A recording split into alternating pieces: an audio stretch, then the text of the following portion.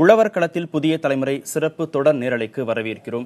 தொடர்ச்சியாக விவசாயிகள் மரணம் நடந்து வரும் நிலையில் அதற்கான காரணங்கள், விவசாயிகள் முன்வைக்கக்கூடிய கோரிக்கைகள், அவர்களுடைய பிரச்சனைகள், அதற்கான தீர்வுகள் தொடர்பாக இன்று நாள் முழுவதும் புதிய தலைமுறையில் விரிவாக பேச இருக்கிறோம். இந்த அமர்வில் நம்மோடு பேராசிரியர் திரு ஜனகராஜன், காப்பீட்டு ஆலோசகர் திரு ஆனந்த், பாரம்பரிய நெல் சேகரிப்பாளர் சரவணகுமார் ஆகியோர் சென்னை அரங்கத்திலிருந்து இணைந்திருக்கிறார்கள். அதே போன்று ஓய்வு பெற்ற வேளாண் இணை இயக்குனர் ஜெய்சிங் ஞானதுரை மதுரை அரங்கத்திலிருந்து இணைந்திருக்கிறார். சிறப்பு விவாதம் தொடர்கிறது. புதிதாக இணைந்திருக்கக்கூடிய அத்தனை விருந்தினர்களுக்கும் நன்றி. முதல்ல உங்களுடைய முதற்கட்ட தகவலை வாங்கிட்டு நம்ம அடுத்தடுத்த விவாதங்களை மீண்டும் தொடரலாம். திரு ஆனந்த், டெல்டா பகுதி விவசாயத்திற்கும் மற்ற பகுதிகளுக்குமான விவசாயம், அதில் இருக்கக்கூடிய வேறுபாடு, பிரச்சனைகள் தொடர்பாக தான் நம்ம இந்த கடந்த அரை மணி நேரமாக தொடர்ந்து பேசிட்டு வந்தோம். உங்களுடைய பார்வை, உங்களுடைய புரிதலை பதிவு செஞ்சுட்டு நம்ம அடுத்தடுத்து போகலாம். இல்லை, டெல்டா பகுதி விவசாயிகளுக்கு, குறிப்பாக கீழ்த்தஞ்சை, தஞ்சாவூர், கீழ்த்தஞ்சை போன்றவர்களுக்கு ஒரு விசேஷமான இன்சூரன்ஸ் திட்டம் கூட கொண்டு வர வேண்டும் என்று தான் நாங்கள் பேசிகிட்டு இருக்கோம். என்னவென்றால், எல்லாருக்கும் அப்ளை பண்ணுற இன்சூரன்ஸ் ஸ்கீமை அங்கே கொண்டு வர முடியாது. அங்கே இருக்கின்ற பிரத்யேக சூழல் என்பது இருக்குல்ல, எல்லாருக்கும் தண்ணி வந்த பிறகு கடைசியாக வருகின்ற விவசாயிகளாக இருக்காங்க. அப்போ அவர்களுக்கு ஏற்ப அவர்களுடைய நட்டம் என்பது நிச்சயமாக கூடுதலாக இருக்கும். அப்போ அவர்களுக்கு ஏற்ப ஒரு காப்பீடு திட்டத்தை அறிமுகப்படுத்த வேண்டும். இன்னொன்று, இன்னைக்கு இருக்கிற காப்பீடு திட்டத்தில் சில நல்ல விஷயங்கள் இருக்கிறது, சில மோசமான விஷயங்கள் இருக்குது. இந்த மோசமான விஷயங்களை களைந்து அந்த விவசாயிகளுக்கு பயனளிக்கக்கூடிய வகையில் அந்த இன்சூரன்ஸ் திட்டத்தை மாற்ற வேண்டும் என்ற கோரிக்கையும் வலுவாக வந்து கொண்டிருக்கிறது. அந்த கோரிக்கையும் அரசு பரிசீலிக்க வேண்டும் என்று நாம் பார்க்கலாம். இப்போ இன்னைக்கு அறிமுகப்படுத்தப்பட்டிருக்கிற இன்சூரன்ஸ் ஸ்கீம் இருக்குது பார்த்தீங்களா, இது பேர் வந்து Fasal Bima Yojana, prime minister Yojana scheme சொல்கிறாங்க. இது ஏதோ புது திட்டம் போல தோணும், ஆனால் புது திட்டமே கிடையாது. ஏற்கனவே காங்கிரஸ் கவர்மெண்ட்ல இருந்த அதே பழைய திட்டம் தான், பழைய கல் புதிய முந்தை என்பது போல ஒரு திட்டத்தை இன்னைக்கு அறிமுகப்படுத்திருக்காங்க. இந்த திட்டத்தில் என்ன பண்ணாங்கன்னா, போன காங்கிரஸ் கவர்மெண்ட்ல என்ன வச்சிருந்தாலும் பேரை மட்டும் மாற்றி, எப்போதும் இந்த அரசாங்கத்துக்கு பேரை மாற்றி ஒரு திட்டம், பேரை மாற்றி ஒரு திட்டம் வச்சிருக்காங்க. இதில் இருக்க நல்ல விஷயங்கள், இந்த ஏற்கனவே இருந்த திட்டத்தில் இருக்கின்ற நல்ல விஷயங்கள் என்று சொல்லும்போது பார்த்தீங்கன்னா, இது ஏற்கனவே இருந்த இன்சூரன்ஸ் ஸ்கீம்ல, பழைய இன்சூரன்ஸ் ஸ்கீம், ஒரு 5 ஆண்டுகளுக்கு முன்னாடி இருந்த காப்பீடு திட்டங்களுக்கும் இதுக்கும் ஒரு அடிப்படை வித்தியாசம் என்னவென்றால், ஏற்கனவே இருந்த காப்பீடு திட்டம் என்பது ஒரு பிற்கால லெவலில் ஒரு நட்டம் ஏற்படும் போது தான் அந்த விவசாயிக்கு நட்டம் ஏற்படும், காப்பீடு இழப்பீடு கிடைக்கும். பிற்கால லெவலுங்கும் போது ஒரு 15 ரெவன்யூ வில்லேஜை ஒன்னா சேர்த்து அந்த 15 ரெவன்யூ வில்லேஜுக்கும் நட்டம் அடைந்தால் தான் அவருக்கு நட்டம் கிடைக்கும். இப்போ வந்து ஒரு கிராமத்தை எடுத்துக்கிறாங்க, 20 ஹெக்டேர் கொண்ட ஒரு இடம் அல்லது ஒரு கிராமத்தை தனித்தனியாக எடுத்துக்கொண்டு அந்த கிராமம் பாதிக்கப்பட்டால் அந்த விவசாயி கிடைக்கும். இப்போ அந்த திட்டத்தில் ஒரு கொஞ்சம் மாடிஃபிகேஷன் வந்திருக்கு. ரெண்டாவது, நெல் பயிர்கள், ஸ்டாண்டிங் கிராப்ஸ் மட்டுமல்ல, வளர்ந்திருக்க நெற்பயிர்கள் மட்டுமல்ல, ஒரு இடத்துல விவசாயமே பண்ண முடியாமல் போகுது. அது வந்து ப்ரிவென்டட் சோயிங் பாங்க, அது அது விவசாயமே பண்ண முடியல, விதைக்கவே முடியல, அப்படி ஒரு கலாமிட்டி ஏற்படுகிறது, ஒரு இயற்கை சீரழிவு ஏற்படுகிறதுனா அதுக்கு வந்து இன்சூரன்ஸ்க்கான பாதுகாப்பு திட்டம். அப்படி விதைக்கவே முடியாதுன்னு எத்தனை காலம் இருக்கணும்? இருந்து 15 நாட்கள், நோட்டிஃபை பீரியட்ல இருந்து ஒரு 15 நாட்கள் அது பண்ண முடியாம போச்சுன்னா உங்களுக்கு பண்ணலாம். அதுக்கப்புறம் நீங்க மறுபடியும் பண்ணீங்கன்னா புதுசா ஒரு இன்சூரன்ஸ் எடுத்துக்கலாம். இந்த இன்சூரன்ஸ் கவர் ஆகாது, புது இன்சூரன்ஸ் அதை கவர் பண்ணிக்கலாம். அதே போல அறுவடை செய்த பிறகு, மகசூல் முடிந்து அறுவடை செய்து களத்துமேட்டில் வைத்துக் கொண்டிருக்கும் போது ஒரு 15 நாட்களுக்கு போஸ்ட் ஹார்வெஸ்ட் சொல்வார்கள், அறுவடை முடித்த பிறகு, அதற்கும் இன்னைக்கு இந்த திட்டத்தில் வந்து 3, 1 விவசாயத்திற்கு முன்னாடி, நீங்க விதைப்பதற்கு முன்னால், விதைச்ச பிறகு பயிரா இருக்கிறது, விதைச்சு அறுவடை செய்த பிறகு, இந்த 3க்குமான திட்டமாக இந்த திட்டம் என்பது modified national agriculture insurance scheme சொல்லிட்டு யூபி அரசாங்கத்தின் கடைசி கட்டத்தில் கொண்டு வந்தது. இன்னைக்கு பேரை மாற்றி பிரைம் மினிஸ்டர் ஃபசல் பீமா யோஜனா என்று கொண்டு வரப்பட்டது. இதுக்குள்ளே தான் விதைக்கவே முடியலனாலும் அப்படிங்கிற அதற்கான நிவாரணம் இதுக்குள்ளே இருக்கு. சரி, நம்ம இன்னும் விரிவா பேசலாம். திரு சரவணகுமார், டெல்டா பகுதி விவசாயத்தையும் மற்ற பகுதி விவசாயத்தையும் நீங்க எப்படி பாக்குறீங்க, உங்களுடைய புரிதல்? இயல்பாக டெல்டா பகுதி விவசாயங்களை கீழ்த்தஞ்சை, மேல்தஞ்சை என்று 2 பிரிவுகளாக நம்ம பிரிக்க செய்யலாம். மேல்தஞ்சை பகுதிகளில் காவிரி ஆறானது நமது இரத்த ஓட்ட மண்டலத்தை போன்று மிகவும் அருமையான கட்டமைப்புடன் கூடிய பல்வேறு கிளை உப நதிகளாகவும் பிரிவுகளாகவும் பிரிக்கப்பட்டு வடிவமைக்கப்பட்டுள்ளது. அது கீழ்த்தஞ்சை பகுதிகளில், கடைமடை பகுதிகளில் அதனுடைய கிராமங்களினுடைய கட்டமைப்பும் இந்த ஆற்றினுடைய போக்கிற்கு தகுந்தாற்போல் தான் கட்டமைக்கப்பட்டுள்ளது. நம்மளுடைய மூதாதையர்களுடைய பாசன வசதிகள் பார்த்திங்கன்னா, ஆறு, ஏரி, கண்மாய், கரணை, தாங்கல், ஏந்தல், ஊருணி, குளம், குட்டை, அவ்வாறு மிக ஒரு அற்புதமான கட்டமைப்புடன் இங்கே கட்டமைக்கப்பட்டுள்ளது. இயல்பாகவே அரசினுடைய உதவிகள் அனைத்தும் வேளாண் பெருங்குடி மக்களுக்கும் விவசாய மக்களுக்கும் அதில் அரசனுடைய இன்வெஸ்ட்மெண்ட் அப்படிங்கிறது வந்து மிக குறைவான ஒரு நிலையாக தான் இங்கே இருந்துகிட்டு இருக்கு. இப்போ நீங்க சொன்ன இந்த கட்டமைப்புலாம் கீழ்த்தஞ்சை பகுதியில் ரொம்ப நல்லா இருக்கு, வலுவா இருக்குன்னு பார்க்கலாமா? இல்லை, 2 பகுதிகளிலுமே வலுவான கட்டமைப்புடன் தான் இருக்குது.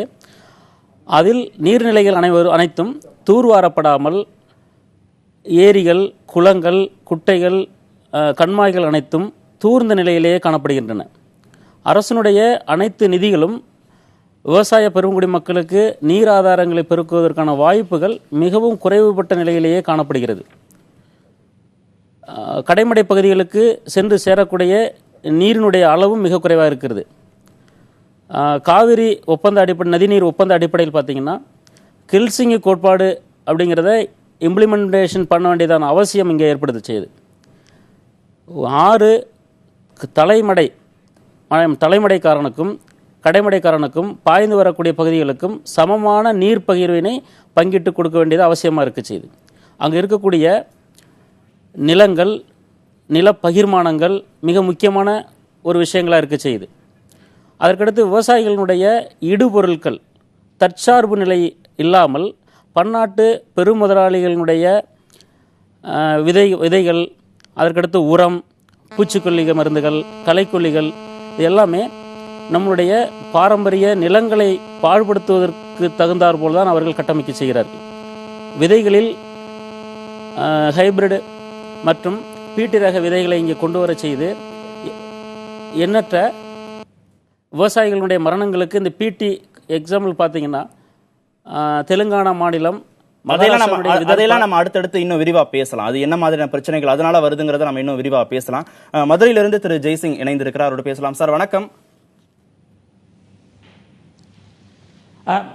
வணக்கம். வணக்கம். உங்களோட அரசு அதிகாரியா நீங்க பல்வேறு இடங்கள்ல பணிபுரிவதற்கான உங்களுடைய அனுபவம் இருந்திருக்கும். உங்களுடைய பார்வையில், உங்களுடைய புரிதல்ல அந்த வேளாண் முறைகள் டெல்டா பகுதிக்கும் மற்ற பகுதிகளுக்கும் எந்த அளவுல வேறுபடுகிறது? அதாவது டெல்டா பகுதி எடுத்துக்கிட்டீங்கன்னா நீங்க தொடர்ந்து பேசலாம். நீங்க தொடர்ந்து பகுதி எடுத்துக்கிட்டா அவங்க ஆண்டாண்டு காலமா அதிகமான தண்ணீரை பயன்படுத்தி வந்தாங்க. அவங்களுக்கு அந்த தண்ணீர் கஷ்டமே தெரியாமல் இருந்துச்சு. மற்ற பகுதிகள் டெல்டா இல்லாமல் இதர பகுதிகளில் முதல்ல இருந்தே அவங்க தண்ணீரை சிக்கனமாக பயன்படுத்தி வந்திருக்காங்க.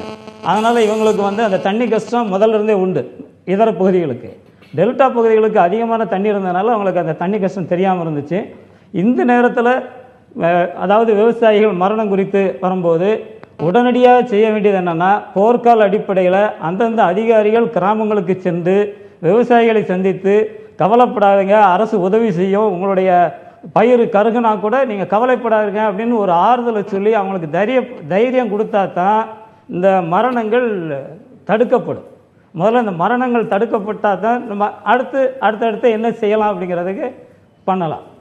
அதே மாதிரி இதுக்கு நிரந்தர தீர்வு என்னன்னா தேசிய நீர்வழிச்சாலை. நம்ம தீர்வுகளை குறித்து நம்ம இன்னும் விரிவா பேசலாம். வெள்ளமும் வராது. ஜெய்சிங், தீர்வுகளை குறித்து நம்ம இன்னும் விரிவா பேசலாம். முதல்ல பிரச்சனைகளை புரிஞ்சுக்கிட்டு அதற்கு பிறகு தீர்வுகளை நம்ம முன்வைக்கலாம். தொடர்ந்து வடகிழக்கு பருவமழை பொய்த்ததால் மதுரை மாவட்டத்தில் நெல் சாகுபடி பெரிதும் பாதிக்கப்பட்டிருப்பதாக மாவட்ட ஆட்சியர் வீரராக ராவ் கூறியிருக்கிறார். இது தொடர்பாக நமது செய்தியாளர் ஹரியிடம் அவர் பகிர்ந்து கொண்ட தகவல்களை இப்போது பார்க்கலாம். மதுரை மாவட்டத்தில் விவசாயம் பருவமழை இல்லாதனால பாதிப்படைஞ்சிருக்கு. மாவட்ட நிர்வாகம் எது மாதிரி நடவடிக்கை எடுத்திருக்கு, எந்த மாதிரி பாதிப்புகள் ஏற்பட்டிருக்கு? நம்ம மதுரை மாவட்டத்தில் வடகிழக்கு பருவமழை காலத்தில் வர வேண்டிய 407 mm ரெயின்ஃபாலுக்காக டிஸ்ட்ரிக்ட் சராசரியாக 215 mm தான் வந்திருக்கிறது. ஆனால் இதில் குறிப்பாக நவம்பர் மாதம் மிக முக்கியமானது விவசாயிகளுக்கு. அதில் 147 mm வர வேண்டிய மழை 12.39 mm தான் மழை வந்திருக்கிறது. இதனால் மதுரை மாவட்டத்தில் இருக்கிற பல்வேறு பகுதிகளில் இருக்கிற பல்வேறு கிராப்ஸ் அனைத்து ரொம்ப எஃபெக்ட் ஆகிருக்கிறது. அந்த எஃபெக்ட் நம்ம இதுவரை நம்ம ரிகன்சைல்டு ஏரியா நம்ம பார்த்துட்டோம்னா நெல் பயிர் ஆவரேஜாக நமக்கு இந்த சம்பா சீசனில் 43,000 ஹெக்டேர் நம்ம கல்டிவேட் பண்ணிட்டோம். ஆனாலும் இந்த வருஷம் மழை இல்லாத காரணத்தினால் மற்றும் டேமில் தண்ணி ஓப்பன் பண்ணாமல் இருந்த காரணத்தினால் 6,082 ஹெக்டேர் தான் நமக்கு ரிகன்சைல் பண்ணியிருக்கிறோம். அதே போல் நம்ம மில்லட்ஸ் மற்றும் பல்சஸ் ரெயின் டிபெண்ட் கிராப்ஸ். இது நம்ம ஆவரேஜாக டார்கெட் 28,700 ஹெக்டேர் நம்ம டோட்டல் மில்லட்ஸாக இருக்கிறது. 23,700 ஹெக்டேர் நம்ம கல்டிவேட் பண்ணியிருக்கிறோம். பல்சஸ் 11,800 ஹெக்டேர் நமக்கு ஆனுவல் இந்த சீசன் டார்கெட் இருக்கிறது. 9,900 ஹெக்டேர் நம்ம கல்டிவேட் பண்ணியிருக்கிறோம். இது கல்டிவேட் பண்ண இருந்தாலும் இது ரெயின் ஃபெட் அக்ரிகல்ச்சர். அதனால பருவமழை ஃபெயிலான காரணத்தினால் அதனுடைய இம்பாக்ட் இருக்கும். இந்த இம்பாக்ட் என்ன இருக்குன்னு தமிழக அரசு வருவாய்த்துறை மற்றும் வேளாண்மை துறை மூலியமாக எங்களுக்கு ஆணை கொடுக்கப்பட்டுள்ளது. இது ஆணையின் அடிப்படையில் ஃபீல்டில் என்ன ரியாலிட்டி, எந்த அளவுக்கு எஃபெக்ட் ஆகிருக்கிறது, நம்மளுடைய களத்தில் இருக்கிற விஏஓ மற்றும் ஏஏஓ நேரடியாக எஃபெக்டான ட்ரவுட் எஃபெக்டடான வில்லேஜஸ் எல்லாம் நம்ம ஐடென்டிஃபை பண்ணி அதில் எந்த அளவுக்கு பயிர் பயிர் பாதிப்பு இருக்குதுன்னு நம்ம கணக்கெடுத்துகிட்டே இருக்கிறோம். ஆய்வு எப்போ தொடங்க இருக்கிறது? அமைச்சர்கள் ஏதாவது நேரடியாக நீங்களும் ஆய்வு பண்ணிருக்கு?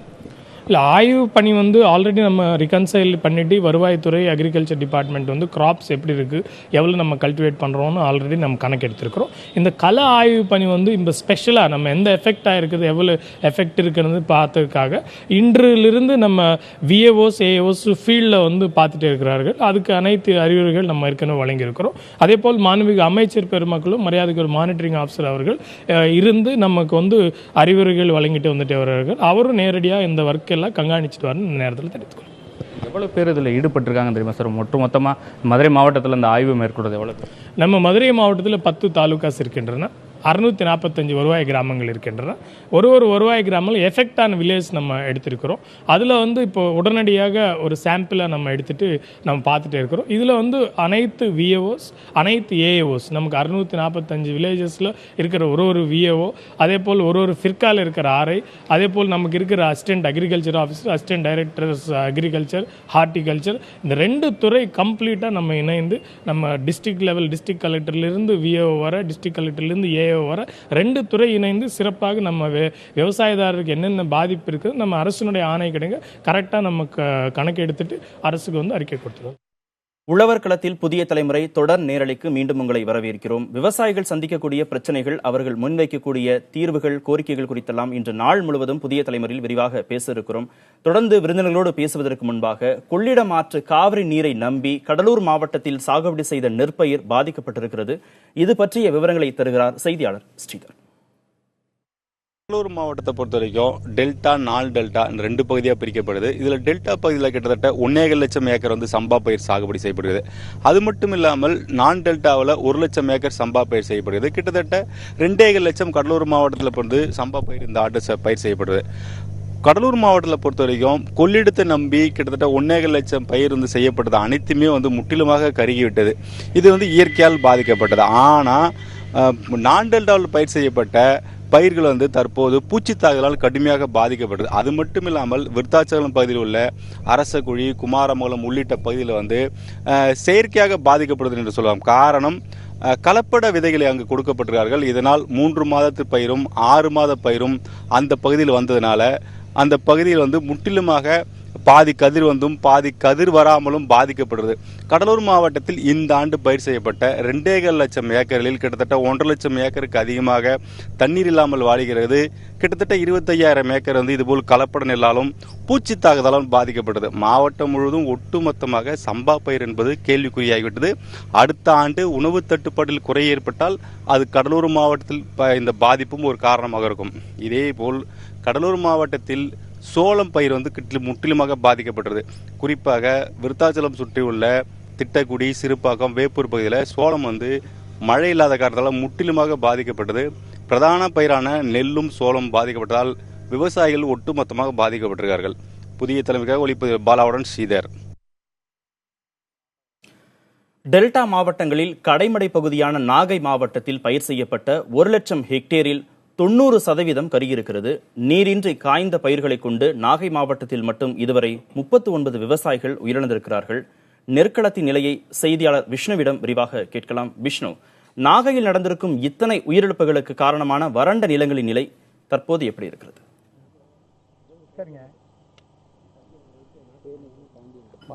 அதாவது காவிரியிலிருந்து வரக்கூடிய நீர் வந்து நாகை மாவட்டத்தில் காவிரி கோட்டம் மற்றும் வெண்ணாறுவடி கோட்டத்தில் வந்து ஆறுகளை வந்து பாசனத்துக்கு பயன்படுத்தப்படுது. இந்த ஆண்டு போதிய அளவு வந்து நீர்வரத்து இல்லாதனாலும் பருவமழை பொய்த்ததுனாலும் அதிகமான அளவு வந்து இங்கே வந்து வறட்சியாக தான் காணப்படுது.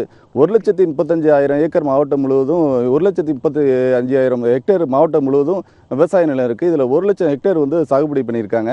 இப்போ இந்த சாகுபடி பண்ணதில் வந்து 90% வந்து பாதிக்கப்பட்டதாக விவசாயிகள் தெரிவிக்காங்க. இப்போ இந்த பகுதியை சேர்ந்த விவசாயி பாண்டியன் இருக்கார், அவர்கிட்ட கேட்கலாம். இப்போ வந்து உங்களை எத்தனை ஏக்கர் நீங்கள் நிலம் வச்சுருக்கீங்க? இதில் வந்து நீங்கள் என்ன பயிர் சாகுபடி பண்ணியிருக்கீங்க? இப்போ எப்படி இருக்குது உங்கள் நிலவரம்? நெல் தான் சாகுபடி பண்ணியிருக்கிறோம். நெல் ஒரு ஏக்கருக்கு 50,000 செலவு இருக்குது. தண்ணி செலவு 20,000 70,000 செலவு இருக்குது. 1,60,000 செலவு பண்ணியிருக்கேன். இந்த மாதிரி இருக்குது சார், இது மாதிரி தான் இருக்குது. இது எப்படி சார் நாங்கள் திருப்பி எடுக்க முடியும்? நீங்கள் முதல்ல அண்டா குண்டா நேக்க நேரத்தில் எல்லாம் போயிட்டு இப்போ அவங்க அரசாங்கம் பார்த்து எங்களுக்கு நிர்வாகம் வழங்கும். இப்போ வந்து தொடர்ச்சியாக மாவட்டத்தில் வந்து அதிக அளவு வந்து உயிரிழப்பு நாகை மாவட்டத்தில் ஏற்பட்டிருக்கு. இந்த உயிரிழப்பு ஏற்படுறதுக்கு காரணம் என்ன? தமிழ்நாட்டிலேயே அதிகபட்ச விவசாயிகள் தற்கொலை என்பது நாகப்பட்டினம் கடைக்கோடி மாவட்டத்தில் நடந்திருக்கு. இந்த மாதிரி ஒரு தற்கொலை நிகழ்வு நடப்பதற்கு காரணம் என்னன்னா, தான் பயிரிட்ட பயிர் தன் கண்ணுக்கு எதிரே தன்னுடைய குழந்தை சாவது போல விவசாயிகள் பயிரிட்ட பயிர்களெல்லாம் காய்ந்து கருகி கொண்டிருக்கிறது. இதை தினசரி தொடர்ந்து பார்த்து கொண்டிருக்கும் பொழுது அவர்களுடைய மனம் வந்து முறிவு ஏற்படுகிறது, அதிர்ச்சி ஏற்படுகிறது. அந்த அதிர்ச்சியால் இரத்த குழாய் வெடிக்கிறதும், மாரடைப்பு ஏற்படுறதும், தற்கொலை நோக்கி தள்ளப்படுற நிகழ்வுகளும் நடந்து கொண்டிருக்கிறது. இதுக்கு காரணம் இந்த வயல் தான் அவருக்கு வாழ்க்கையினுடைய ஆதாரம். இதை கொண்டு தான் அவருடைய மகளுடைய திருமணம், வீட்டினுடைய நல்லது கெட்டது, ஒரு ஆண்டிற்கு தேவையான உணவை உற்பத்தி செய்து சேமித்து வைத்துக் கொள்வது, எல்லாவற்றுக்கும் மேலாக வாங்கிய கடனை திருப்பி செலுத்துவது என்கின்ற பல நிகழ்வுகள், குழந்தைகளை படிக்க வைப்பது என்று பல நிகழ்வுகளுக்கு இப்போ வந்து மாவட்டம் முழுவதும் ஆண்டுதோறும் ஒன்று வெள்ளத்தால் பாதிக்கப்படுது அல்லது வறட்சியால் பாதிக்கப்படுது. இந்த மாதிரி வெள்ள காலங்களில் என்ன மாதிரி நடவடிக்கைகளை எடுத்தால் விவசாயத்துக்கு பயனுள்ளதாக இருக்கும்?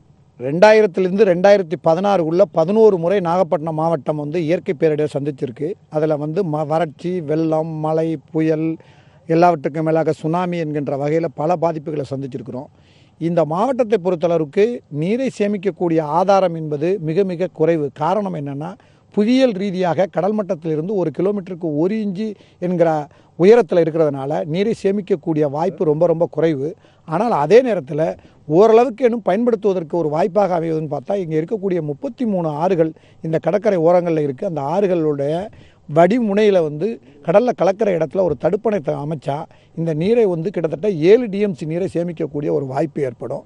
எல்லாவற்றுக்கும் மேலாக கடல் நீர் உட்புகுவது தடுக்கப்பட்டு நிலம் வீணாக போகாமல் பாதுகாக்கப்படும்.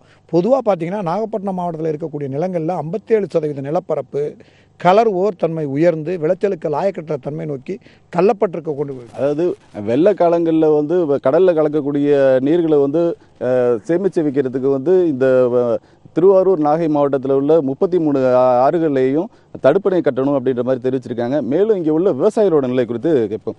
இப்போ வந்து இங்கே விவசாய தொழிலாளர்கள் நிலைமை எப்படி இருக்குது? இப்போ வேலை வாய்ப்புகள் எப்படி இருக்குது அவங்களுக்கு? விவசாய தொழிலாளி என்பது இந்த பருவமழை பொய்த்து போன காரணத்தினாலும், மேலே இருந்து வரக்கூடிய தண்ணி வராத காரணத்தினாலும் தினமும் உணவுக்கு கூட அன்றாட சிரமப்பட்டு இருக்கிற சூழ்நிலை ஏற்பட்டிருக்குது. முக்கியமாக சொல்லப்போனால் வேறு கட்டட தொழிலுக்கு போனால் கூட அங்கே போவதற்கு கூட அவர் விவசாயிகள் விளைவிச்ச நெல்லிலிருந்து அவர்கள் அதை விற்று அதிலிருந்து கட்டட வேலைகள் துவங்கப்படும். அதை கூட செய்ய முடியாத நிலைமை போனவொடனே தொழிலாளி கூட இன்றைக்கி அன்றாட தொழிலாளி கூட உணவுக்கு கூட கஷ்டப்பட வேண்டிய சூழ்நிலையும் வெறும் கஞ்சும் சாப்பாடுமாக உணவு அருந்தி கொண்டிருக்கிறார்கள் நாகை மாவட்ட மக்கள். அதாவது இங்கே நாகை மாவட்டத்தில் வந்து தொடர்ச்சியாக வறட்சியால் பாதிக்கப்படுற காரணத்தினால பயிர்கள் வாடியது கண்ட விவசாயிகள் வந்து 39 பேர் நாகை மாவட்டம் முழுவதும் வந்து உயிரிழந்திருக்காங்க. மேலும் வந்து இது குறித்து மாவட்ட ஆட்சியர்கிட்ட நம்ம கேட்கும்போது மாவட்ட ஆட்சியர் வந்து இது குறித்து நாளை அமைச்சர் மற்றும் அதிகாரிகளுடன் வந்து ஆய்வு மேற்கொண்டு இது குறித்து தகவல் தெரிவிச்சிருக்காங்க. கருத்துக்கு அடுத்த கட்ட விவரங்களுக்கு மீண்டும் உங்களை தொடர்பு கொள்கிறோம். விஷ்ணு, விவசாயிகள் தற்கொலை தொடர்பான வழக்கில் விளக்கம் அளிக்குமாறு தமிழக அரசுக்கு சென்னை உயர்நீதிமன்றம் நோட்டீஸ் அனுப்பியிருக்கிறது. இது குறித்த கூடுதல் விவரங்களை செய்தியாளர் முகேஷிடம் கேட்கலாம். முகேஷ், யார் இந்த வழக்கை தொடர்ந்திருக்கிறார்கள்? கார்த்திகேயன், இந்த வழக்கு மதுரையை சேர்ந்த கே ரமேஷ் என்பவர், அதாவது பொதுநல வழக்குகளுக்கான மையம் என்ற அமைப்பில் வந்து ஒரு பல பொதுநல வழக்குகள் வந்து சென்னை உயர்நீதிமன்றம் தொடர்ந்து கொண்டிருக்கிறார். அதன் ஒரு பகுதியாக தற்போதைய சூழ்நிலையில் அதிகரித்து வரும் விவசாயிகள் தற்கொலை தொடர்பாக ஒரு பொதுநல வழக்கு புதிதாக தொடர்ந்துள்ளார். அந்த வழக்குல வந்து அவரோட முக்கியமான கோரிக்கைகள் என்னன்னாக்க, விவசாயிகள் தற்கொலை தடுப்பதற்கு மத்திய மாநில அரசுகள் வந்து நடவடிக்கை எடுக்கணும் அப்படின்னு சொல்லி கேட்டிருக்காரு. தமிழகம் முழுவதும் வந்து இந்த விவசாயிகள் தற்கொலையை தடுப்பதற்கு ஒருங்கிணைந்த ஒரு திட்டத்தை வந்து உருவாக்க வேண்டும் என்று ஒரு கோரிக்கை வச்சிருக்காரு. இந்த கோரிக்கைகள் மட்டுமல்லாம மேலும் வந்து விவசாயத்துறையில் ஏற்பட்டுள்ள முன்னேற்றங்கள் குறித்து விவசாயிகளுக்கு வந்து போதிய விழிப்புணர்வை ஏற்படுத்தணும். பயிர்கள் வந்து தண்ணீர் இல்லாம கருகும் பொழுது அந்த எஞ்சியுள்ள பயிர்களை காப்பாற்றுவதற்கு நவீன தொழில்நுட்பத்தை பயன்படுத்துவதற்கான நடவடிக்கைகளை வந்து அவங்களுக்கு அறிவுறுத்தணும்னு சொல்லியிருக்காரு. இது தவிர நீர்ப்பாசனம் இல்லாத பகுதிகளில் சொட்டு நீர்ப்பாசனம் மூலமா விவசாயத்தை மேம்படுத்துவதற்கான நடவடிக்கைகள் எடுக்க வேண்டும் என்றும் கோரிக்கை வச்சிருக்காரு. இவரோட கோரிக்கைகள் வந்து தமிழ்நாடு அளவில் மட்டுமே இருப்பதனால இந்த வழக்குல வந்து இந்த வழக்கு தலைமை நீதிபதி அமர்வு முன்னாடி வந்தப்போ மத்திய அரசு மத்திய வேளாண் துறை அமைச்சர்கள் இந்த எதிர் மனுதாரர்கள் பட்டியலில் இருந்து நீக்குவதாக தலைமை நீதிபதி அமர்வு உத்தரவிட்டிருக்குது. அது மட்டுமல்லாமல் எஞ்சியுள்ள கோரிக்கைகள் தொடர்பாக தமிழக அரசு உரிய விளக்கம் அளிக்க வேண்டும் என்று உத்தரவிட்டு வழக்கு 4 வாரத்திற்கு ஒத்திவைக்கப்பட்டுள்ளது. மீண்டும் பிப்ரவரி 14ஆம் தேதி வழக்கு ஒத்திவைக்கப்பட்டிருக்கு. இதனிடையே தமிழக அரசு தரப்பில் ஆஜரான வழக்கறிஞர் என்ன சொல்லியிருந்தாருனாக்க, இந்த விவசாயிகள் தற்கொலை தடுப்பதற்கும் வேளாண்மை முன்னேற்றம் கொண்டு வருவதற்கும் நவீன தொழில்நுட்பத்தை அறிமுகப்படுத்துவதற்கும் தமிழக அரசு நடவடிக்கைகள் எடுத்து வருவதாக ஒரு கருத்தை முன்வைத்தார். அதனை ஏற்றுக்கொண்ட நீதிபதி, இது நிர்வாக ரீதியான முடிவுகள்ல மனுதாரர் ஒவ்வொரு முறையும் நீதிமன்றத்தை அணுகிறார்கள். இந்த ஒரு மனுதாரர் மட்டுமல்லாம பொதுவான மனுதாரர்கள் எல்லாமே அரசு நிர்வாக ரீதியான முடிவுகள் அரசு அப்ரோச் பண்ணாம ஏன் நீதிமன்றத்தை ஒவ்வொரு முறை அணுகிறீர்கள், நீங்கள் தேர்ந்தெடுக்கும் அரசாங்கத்திலே நீங்க தான் கேள்வி கேட்கணும் அப்படின்னு பல முறை அறிவுறுத்திருக்காரு. அதே போலதான் இன்றும் அறிவுறுத்தியிருக்காரு கார்த்திகேயன். இது மட்டும் இல்லாம இந்த வழக்குல முக்கியமான மனுதாரர் தரப்புல வைக்கப்பட்ட முக்கியமான கோரிக்கை, பெரும்பாலும் நீர்ப்பாசனத்துக்கு வசதி இல்லாத இஸ்ரேல், ஜப்பான், ஜோர்டான், காசா போன்ற நாடுகள் விவசாயத்துல முன்னணியில இருக்கிறதாகவும், குறிப்பாக இஸ்ரேல்ல நீர்ப்பாசனம் 20% மட்டுமே இருக்கக்கூடிய நிலத்துல தற்போது ஏற்றுமதியிலேயே அதிக அளவிலான விவசாய பொருட்கள் ஏற்றுமதியிலேயே அதிக அளவிலான மேம்பாடுகள் கண்டுள்ளதால அந்த நாட்டை பின்பற்றி நம்ம மத்திய அரசும் மாநில அரசும் ஒருங்கிணைந்து ஒரு திட்டத்தை உருவாக்க வேண்டும் என்று கோரிக்கை வைத்திருந்தார் கார்த்திகேயன். நன்றி மகேஷ், உங்களுடைய விவரங்களுக்கு. தொடர்ந்து பேசலாம். திரு ஜனராஜன், முகேஷ் சொன்னதுலேருந்தே நம்ம எடுத்துக்கலாம். இப்போ நீதிபதிகள் ஒரு விஷயத்தை குறிப்பிட்டிருக்கிறாங்க. இஸ்ரேல், ஜோர்டான் போன்ற நாடுகள்லாம் நீர் பயன்பாடுங்கிறது ரொம்ப குறைவாக தான் இருக்கும். 25% அளவுக்கு தான் நீர் பயன்பாடு இருக்கிறது. ஆனாலும் அங்கே விவசாயத்தை நல்ல விதமாக நடத்துகிறாங்களே அப்படின்னு. 25% அளவுக்கு குறைவாக இருக்கா டெல்டா பகுதிகளில்? ஆக்சுவலாக பார்த்தீங்கன்னா டெல்டாவில் இப்போ நம்ம தீர்வு பேசுகிற அளவுக்கு நம்ம வந்துட்டோம். முக்கியமான விஷயம்னு கேட்டிங்கன்னா ஒரு பக்கம் நம்ம தண்ணி பற்றாக்குறை பற்றி பேசுகிறோம். ஆனால் அடுத்த வருஷமே எக்கச்சக்கமாக தண்ணி நம்மக்கிட்ட இருக்குது அப்படிங்கிற அளவுக்கு அடுத்த வருஷம் நம்ம பேச ஆரம்பிப்போம். ஆக ஒரு அரசு என்ன செய்யணும்னு கேட்டிங்கன்னா என்ன எதிர்பார்க்கணும்னா, இந்த வருஷம் 3 வகையான பாசிபிலிட்டிஸ் இருக்குது. ஒன்று நார்மல் ஏராக இருக்கலாம். அடுத்த வருஷம் இல்லைன்னா நார்மல் இல்லைன்னா வெள்ளம் வரலாம், இல்லைன்னா வறட்சி வரலாம். இந்த 3 தான் ஒரு அரசு எதிர்பார்க்கணும், கண்டிப்பாக எதிர்பார்க்கணும். ஆனால் இந்த அரசுகள் இந்த தமிழ்நாடு மட்டுமில்லை எல்லா அரசுகளும் என்ன பண்ணுதுன்னா, வறட்சி அப்புறம் தான் அந்த வறட்சி பற்றி பேசுறது, இல்லை வெள்ளம் அப்புறம் தான் வெள்ளத்தை பற்றி பேசுறது, இல்லைன்னா அதை பற்றி பேசுறதே கிடையாது. இந்த 3 பற்றியுமே எதிர்பார்க்க வேண்டும். எதிர்பார்த்து அதுக்கப்புறம் தான் அதுக்கு உண்டான நடவடிக்கைகள் தயார் நிலையில் நம்ம எப்பவுமே இருக்கணும். அது மாதிரி இல்லை. இது உங்களோட கேள்விக்கு எப்படி நான் வரேன்னு கேட்டிங்கன்னா, நீங்கள் சொல்கிறது ரைட்டு. இஸ்ரேலில் 360 மில்லிமீட்டர் தான் மழை இருந்தாலும் அவங்க இன்னைக்கு வேர்ல்ட்ஸ் லார்ஜஸ்ட் ஃப்ளவர் எக்ஸ்போர்ட்டர்ஸ், அந்த அளவுக்கு அவங்களால எக்ஸ்போர்ட் பண்ண முடியுது. ஆனால் தமிழ்நாட்டில் ஒரு 920 930 மில்லிமீட்டர் சராசரி மழை பெய்தும், டெல்டா மாவட்டங்களில் 1100 மில்லிமீட்டர் சராசரியாக மழை பெய்தும் நம்ம தண்ணி பற்றா வருவதற்கு என்ன காரணம் நம்ம கேட்கணும்னா, முக்கியமான விஷயம் வெள்ளம் அது வெள்ளத்தை தனியாக நம்ம இப்போ பார்க்குறோம், வறட்சி அந்த வறட்சி தனியாக பார்க்குறோம். அந்த வெள்ளத்தையும் வறட்சியும் நம்ம ஒரு சேர பார்க்கணும், அது லிங்க் பண்ணணும். ஸோ வறட்சி வருகின்ற சமயத்தில் நம்ம மிட்டிகேட் பண்ணணும்னா, வெள்ளம் வரும் காலங்களில் அந்த தண்ணீர் நம்ம எப்படி சேமித்து வைக்கிறது அப்படிங்கிறது நமக்கு ஒரு பாலிசி இருக்கணும். அதுக்கு நமக்கு என்ன நடைமுறைகள் என்ன செய்யணுங்கிறத நம்ம பார்க்கணும். அதை பார்க்குறதே இல்லை. வெள்ளம் வரும்போது தண்ணி ஃபுல்லாக கடலில் போயிடும், வறட்சி சஃபர் பண்ணுறோம். போன வருஷம் 2015 வரலாறு காணாத வெள்ளம்னு சொன்னோம். இப்போ 2016 வரலாறு காணாத வறட்சின்னு சொல்றோம். இது எதுக்கு? இது தயாரிப்பு ரொம்ப கண்டிப்பா இல்ல, ப்ரிப்பேர்ட்னஸே கிடையாது. தொடர்ந்து பேசலாம். ஈரோடு மாவட்டத்தில் 14 வட்டார வளர்ச்சி அலுவலகம் வாரியாக குழுக்கள் அமைக்கப்பட்டு இன்றும் நாளையும் ஆய்வு செய்யப்படுவதாக மாவட்ட ஆட்சியர் பிரபாகர் கூறியிருக்கிறார். ஈரோடு மாவட்டத்தில் 14 வட்டார வளர்ச்சி அலுவலகங்கள் இருக்கின்றன. ஒவ்வொரு வட்டார வளர்ச்சி அலுவலகம் வாரியாகவும் 14 குழுக்கள் அமைக்கப்பட்டுள்ளன. இந்த குழுக்களில் வருவாய்த்துறை சார்ந்த துணை ஆட்சியர் நிலை அலுவலர்களும், விவசாயத்துறை இணை இயக்குனர், துணை இயக்குனர், உதவி இயக்குனர் ஆகியோர் கொண்ட அலுவலர்களும், தோட்டக்கலைத்துறை அலுவலர்களும், கிராம நிர்வாக அலுவலர், விவசாயத்துறையில் விவசாய அலுவலர் ஆகியோர்களும் அடங்கிய குழுக்கள் ஏற்படுத்தப்பட்டிருக்கின்றன. நேற்று 14 குழுக்களுக்கும் பயிற்சி வழங்கப்பட்டு இன்று அனைத்து குழுக்களும் தங்களுக்கு ஒதுக்கப்பட்டுள்ள பகுதிகளில் விவசாய பயிர்கள் வறட்சியால் பாதிக்கப்பட்டது தொடர்பான கிரவுண்ட் ட்ரூத்திங் என்று சொல்லக்கூடிய அந்த பணிகளில் ஈடுபட்டிருக்கின்றார்கள். இன்றும் நாளையும் அந்த பணிகளை முடித்து முழுமையான அறிக்கை புகைப்படங்களுடன் தமிழக அரசுக்கு சமர்ப்பிக்க மாண்புமிகு தமிழக முதலமைச்சர் அவர்கள் உத்தரவிட்டிருக்கின்றார்கள். அந்த அறிக்கையின் அடிப்படையில் உயர்நிலை அலுவலர்களும் 9ஆம் தேதி 10ஆம் தேதி இங்கே பார்வையிட இருக்கின்றார்கள். அவர்கள் பார்வையிட்ட பின்பு இது தொடர்பாக உரிய முடிவு எடுத்து ஆணை வழங்க இருக்கிறார்கள் என்பதையும் தெரிவித்துக் கொள்கின்றோம். மேலும் விவசாயிகள் பயிர்கள் வறட்சியால் பாதிக்கப்பட்டது தொடர்பாகவும் அனைத்து பகுதிகளிலும் அனைத்து கிராமங்களிலும் வருவாய்த்துறை ஆவணமான அடங்கலை ஒப்பிட்டு கிராம நிர்வாக அலுவலர்களும் விவசாய அலுவலர்களும் பயிர் கணக்கெடுப்பு மற்றும் சரிபார்க்கும் பணிகளை மேற்கொண்டிருக்கின்றார்கள். அதற்கான படிவமும் வழங்கப்பட்டுள்ளது. அனைத்து விவரங்களும் சேகரிக்கப்பட்டு தமிழக அரசுக்கு அனுப்பி உரிய நடவடிக்கை எடுக்கப்படும். சிறப்பு வாதம் தொடர்கிறது, தொடர்ந்து பேசலாம். திரு ஜெய்சிங், ஈரோடு மாவட்டத்தில் 14 வட்டார வளர்ச்சி அலுவலகம் வாரியாக குழுக்கள் அமைக்கப்பட்டு இன்றும் நாளையும் ஆய்வு செய்யப்படுவதாக மாவட்ட ஆட்சியர் பிரபாகர் கூறியிருக்கிறார். அந்த பேட்டியை நம்ம இப்போ பார்த்தோம். நீங்க கூட முதல்ல உங்களுடைய கருத்தை பதிவு செய்கிற போது வேளாண் அலுவலர்கள்லாம் போய் விவசாயிகள்கிட்ட பேசணும் அப்படிங்கிற கருத்தையும் முன் வச்சிருந்தீங்க. இந்த வேளாண் அலுவலர்கள் விவசாயிகள் இடையேயான தொடர்பு சமீப காலங்களில் எப்படி இருக்கு, என்ன மாதிரியான விவசாய முறைகளை பின்பற்றலாம், எப்ப மழை வரும், என்ன மாதிரியான அரசு திட்டங்கள் இருக்கு, இதையெல்லாம் இந்த விவசாயிகளுக்கு இந்த வேளாண் அலுவலர்கள் கொண்டு போய் சேர்க்கிறாங்களா?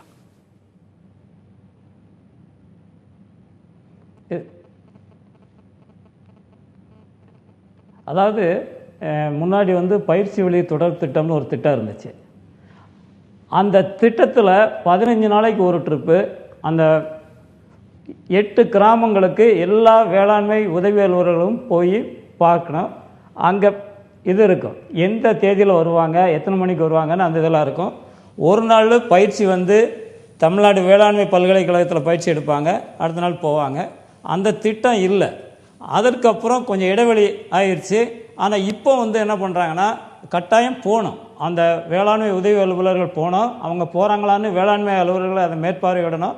அதற்கு மேலே உள்ள அலுவலர்களும் அதை பார்வையிட்டால் தான் அந்த தொடர்பு இருக்கும். அப்போ தான் இவங்களுக்கு தெரியும் அந்த கிராமத்தில் என்ன பிரச்சனை. அந்த விவசாயிகளோட முழு விவரமும் இவங்ககிட்ட இருக்கும். அவருக்கு எவ்வளோ ஏக்கர் இடம் இருக்குது, அவர் என்ன பயிர் செய்கிறாரு, எல்லாமே இருக்கும். அதை வச்சு அவருக்கான ஆலோசனைகள் கொடுத்து அவர்களுடைய நம்பிக்கை இழக்காமல் அளவுக்கு இவங்க ஆலோசனைகளை கொடுக்கணும். அப்போ தான் அந்த இது தொடர்ந்து வரும். எப்படி இருப்பாங்க பணியில், எப்படி இருப்பாங்க, ஒரு மாவட்டத்துக்கு எத்தனை பேர் அப்படி இருப்பாங்க வேளாண் அலுவலர்கள்னு? அதாவது ஒரு முன்னாடி ஒரு வட்டாரத்துக்கு 13-14 பேர் இருந்தாங்க. இப்போ 4 பேர் இருக்கிறாங்க. இப்போ 4 பேர். அந்த 4 பேர் தான் எல்லா வில்லேஜையும் அவங்க பார்க்கணும். அதனால் அந்த நீங்கள் தொடர்ந்து பேசலாம் வராது. அதாவது முன்னாடி இருந்த அந்த ஒருங்கிணைப்பு தற்போது இல்லை. நீங்கள் நிறைய இடங்கள் அதனால் இவர்கள் தொடர்ந்து அந்தந்த கிராமங்களுக்கு செல்ல வேண்டும் என்பதை உறுதிப்படுத்த வேண்டும். சரி ஜெய்சிங், நான் திருப்பி உங்ககிட்ட வரேன். ஆனந்த் உங்ககிட்ட. இப்போ இந்த இவங்க வட்டார வளர்ச்சி அலுவலர்களை வச்சு ஆய்வு செய்யறாங்க அப்படின்னு மாவட்ட ஆட்சியர் சொல்லியிருக்கிறார். அதாவது என்ன பிரச்சனைக்கு அப்புறம் அவங்க போய் அவங்க ஆய்வு செஞ்சு அறிக்கையை கொடுக்க போறாங்க. ஆனா அதுக்கு முன்னாடி வேளாண் அலுவலர்கள் சார்ந்த ஒரு கருத்தை சொன்னார். இப்ப எண்ணிக்கையே ரொம்ப குறைவா இருக்கிறதா சொல்றாரு. மாவட்டத்துக்கு 4 பேர் அப்படிங்கிறது ரொம்ப குறைவான எண்ணிக்கை தான். இவங்களுடைய பங்களிப்பு இதுக்கு முன்னாடி எப்படி இருந்தது, வேளாண் அலுவலர்களுடைய பங்களிப்பு? அதாவது இந்த எக்ஸ்டென்ஷன் சர்வீஸ்னு சொல்லுவாங்க. இந்த அக்ரிகல்ச்சர் எக்ஸ்டென்ஷன் சர்வீஸ் அப்படிங்கிறது முதல்ல இதை இப்படி ஒரு சர்வீஸை உருவாக்கினதுக்கு காரணமே விவசாயிகளுக்கு நேரடியாக நம்ம உதவி செய்யணும், நேரடியாக ஒவ்வொரு விவசாயியும் பார்த்து அவனுக்கு என்ன தேவை அப்படிங்கிறத செய்யணும் அப்படிங்கிறது தான் என்னுடைய ஒரு மெயின் மோட்டிவேஷனு. ஆனால் கடந்த ஒரு 20 வருடங்களாக பார்த்தீங்கன்னா அது படிப்படியாக குறைஞ்சு போயிடுச்சு. அது ஒரு சாதாரண எல்லாரும் போல அது எக்ஸ்டென்ஷன் ஆக்டிவிட்டி அப்படிங்கிறது ஒரு மக்கள் அந்த விவசாயிகள் நேராக எக்ஸ்டென்ஷன் சர்வீஸ் ஆஃபீஸர் பார்த்தா கூட எந்த சர்வீஸும் கிடைக்கல அப்படிங்கிற நிலைமையில் தான் இருக்கு. இப்ப 4 பேர் மாவட்டத்துக்கு கண்டிப்பா போறாது, கண்டிப்பா போகவும் முடியாது. அதே மாதிரி விவசாயிகள் வந்தாலும் அவங்களால சரியா செய்ய முடியாதுங்கிறது உண்மை. இவங்க ஃபீல்டு ஒர்க்கு போயாச்சுன்னா அலுவலகத்துல யாரும் இருக்க போறது இல்லை, அவங்களோட ஃபீல்டு கிராமத்துல தான், ஆபீஸ்ல அவங்களுக்கு வேலை கிடையாது. அந்த எக்ஸ்டென்ஷன் ஆஃபீஸர்ஸோட வேலையே கிராமங்களில் தான் இருக்குது. அவங்க எவ்ரிடே போய் தான் ஆகணும். ஆனால் அது போகிறாங்களான்னு எனக்கு தெரியல. 4 பேர் போகிறாதுங்கிறது உண்மை. அதுக்கு முன்னாடி எனக்கு தெரிஞ்ச பிளாக்குக்கு ஒவ்வொரு பிளாக்குக்கும் ஒரு இஓ ஏன்னு சொல்லுவாங்க, எக்ஸ்டென்ஷன் ஆஃபீஸர் அக்ரிகல்ச்சர் இருப்பாங்க. இப்போ அது கிடையாது. இருக்கிற போஸ்டிங்ஸை ஃபில்அப் பண்ணுறதில்ல. பட் பேசிக் இன்ஃபர்மேஷன் என்னன்னு கேட்டிங்கன்னா, ஒரு புதிய ஒரு நெல் வருது, இல்லை புதிய ஒரு பூச்சியினோட பாதிப்பு வருது, இல்லை இன்றைக்கி இது மாதிரி மழை வரும் வராது, இது மாதிரி வெள்ளம் வரும் வராது, இந்த வருஷம் எப்படி இருக்கும், என்ன மாதிரி நெல் போடலாம், என்ன மாதிரி விவசாய உத்திகளை கையாள வேண்டும் அப்படிங்கிறது சொல்கிறது தான் அந்த இஓஏவோட வேலை, எக்ஸ்டென்ஷன் ஆஃபீஸரோட வேலை. அந்த எக்ஸ்டென்ஷன் ஆஃபீஸர்ஸ்க்கு அந்த நாலேஜ் கிடையாது. அவங்களுக்கு அந்த மாதிரி ஒரு பயிற்சி கொடுக்கறதே இல்லை. இவர் ரெகுலர் போஸ்டிங் மாதிரி போட்டுட்டு போறாங்களே தவிர அவங்களுக்கு வந்து விவசாயம் படிச்சுட்டு அவங்க ஒரு கெப்பாசிட்டி இல்லை. விவசாயம் படிக்காம வந்தாலும் அவங்களுக்கு அந்த கெப்பாசிட்டி பில்டிங்னு ஒன்று இருக்கு. அவங்கள ப்ரிப்பேர் பண்ணணும்ல, அவங்களுக்கு அந்த நாலேஜ் பேஸை கொடுக்கணும். அந்த மாதிரி ஒரு நாலேஜ் பேஸே கிடையாது. அவங்க ஒரு ரெகுலர் கவர்மெண்ட் ஆஃபீஸர், என்னப்பா உனக்கு எது வேணும் அது வேணும் வேண்டாம், ஒரு மாதிரி ஒரு ரொட்டீன் ஆக்டிவிட்டி மாதிரி அவங்க போறாங்களே தவிர அவங்களோட ஃபீல்டு அப்படிங்கிறது கிராமத்தில் இருக்குங்கிறது அவங்க உணர்றதே கிடையாது. திரு ஆனந்த், நம்ம ஒரு இடைவெளி எடுத்துட்டு தான் பேச போறோம். என்ன பேசலாம்னா, அந்த வட்டார வளர்ச்சி அலுவலகம் வாரியாக அவங்க வந்து கணக்கீடு செய்யறாங்க, அதிகாரிகள் தரப்புல கணக்கீடு செய்யறாங்க, அந்த அறிக்கை கொடுக்கப்படணும் மாவட்ட ஆட்சியர் சொல்றாரு. இப்ப பாதிக்கப்பட்ட தரப்புல இருந்து இன்சூரன்ஸ் கம்பெனிஸும் வந்து ஆய்வு செய்வாங்க. இந்த இரண்டுக்குமான வேறுபாடு எப்படி இருக்கும், எந்த ஆய்வுகளை வந்து அவங்க எடுத்துப்பாங்க அப்படிங்கறது ஒரு இடைவெளிக்கு பிறகு நம்ம தொடர்ந்து பேசலாம். சிறிய இடைவெளிக்கு பிறகு சிறப்பு விவாதம் தொடரும்.